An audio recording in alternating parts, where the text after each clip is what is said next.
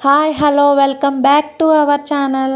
అందరూ ఎలా ఉన్నారు, బాగున్నారా? ఈరోజు 6 ఏళ్ల పిల్లల నుంచి 60 ఏళ్ల పెద్దల వరకు శరీరానికి బలాన్ని ఇచ్చే రాగి జావా, రాగి పిండితో దోశలు వేసుకుందాం రండి. ముందుగా స్టవ్ పైన గిన్నె పెట్టి జావ తాగే క్వాంటిటీని బట్టి వాటర్ వేసుకుని ఒక అరగంట నానబెట్టి పెట్టుకున్న సగ్గుబియ్యాన్ని వేసుకోవాలి. ఇలా నానబెట్టి వేసుకోవటం వల్ల సగ్గుబియ్యం త్వరగా ఉడుకుతుంది. ఇప్పుడు మరొక బౌల్లో కొద్దిగా వాటర్ వేసుకుని 4 స్పూన్లు రాగిపిండి వేసుకుని ఉండలు లేకుండా కలుపుకొని ఉంచుకోవాలి.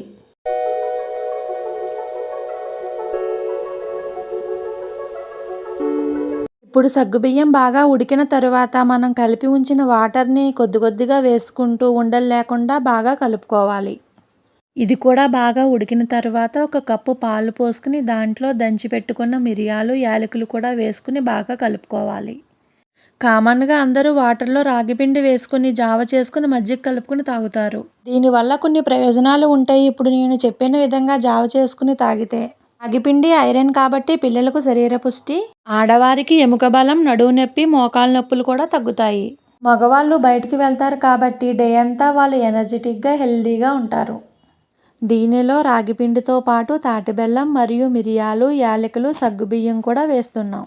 పాలు కాలుష్యం అయితే తాటిబెల్లం నడుముకి మరియు ఆరోగ్యానికి చాలా మంచిది.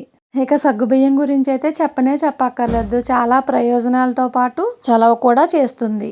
కాబట్టి ఈ జావను ఏ కాలంలో అయినా చిన్న పెద్ద 6 ఏళ్ల నుంచి 60 ఏళ్ళు పెద్దవాళ్ళు కూడా హాయిగా ఈ జావను తాగొచ్చు. ఈ జావలో వేసినవి ఏవి కూడా స్కిప్ చేయకుండా సేమ్ యాజ్ ఇట్ ఈస్ నేను ఎలా అయితే చేశానో అలాగే మీరు కూడా చేసుకుని 45 రోజులు క్రమం తప్పకుండా ఈ జావను తాగి చూడండి. ఈ జావనే కాదు, మనం కొత్తగా ఏది స్టార్ట్ చేసినా క్రమం తప్పకుండా 45 రోజులు చేస్తే రిజల్ట్ అనేది తెలుస్తుంది.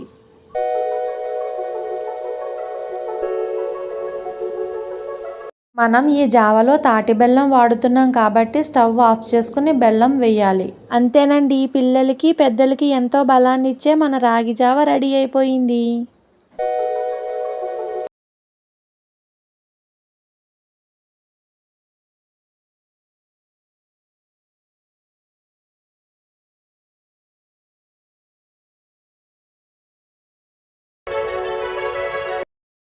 మనం బయట కొని తెచ్చుకున్న రాగి పిండి కన్నా మనం ఇంట్లో రాగులను బాగా శుభ్రం చేసుకుని మొలకలు వచ్చే వరకు మూట కట్టుకుని మిక్సీ పట్టుకుంటే చాలా రోజులు నిల్వ ఉంటుంది. టేస్ట్కి టేస్ట్, ఆరోగ్యానికి ఆరోగ్యం.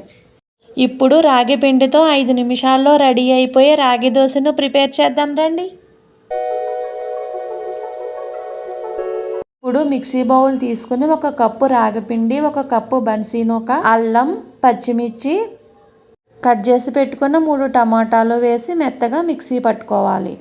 ఇలా మెత్తగా పట్టిన పిండిని ఒక బౌల్లోకి తీసుకొని కొద్దిగా వాటర్ వేసుకుని కలుపుకోవాలి.